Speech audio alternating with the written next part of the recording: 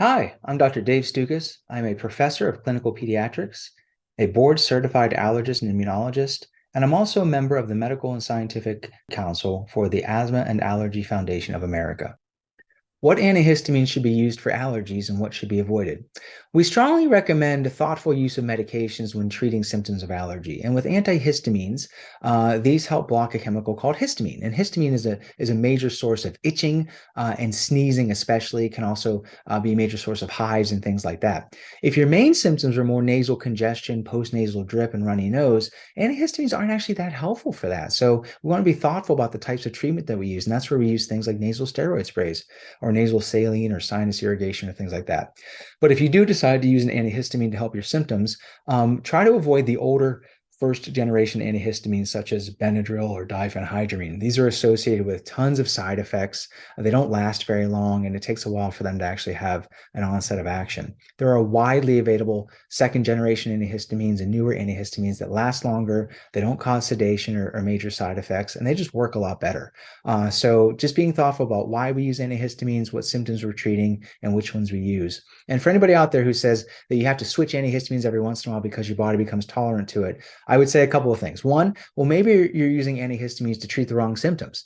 So again, they're not going to help congestion or postnasal drip or things like that, no matter how much you use. Or two, sometimes the dose you're using may need to be adjusted a little bit. So if you have concerns that the medicine that you're using isn't working for you, please discuss with your personal doctor or allergist.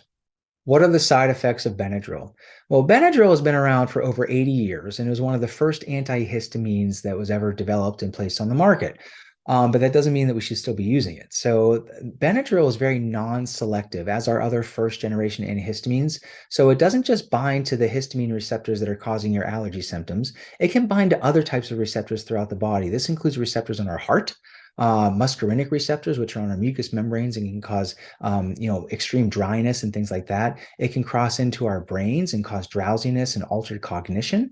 It can cause your heart rhythm to change, and it can cause pretty serious side effects. It's been associated with early onset dementia for people who use first generation antihistamines. So it's very non-selective in the way that it works, and we generally advise against using it. There are misconceptions that Benadryl and first generation antihistamines work faster than newer second generation antihistamines. That's actually not the case.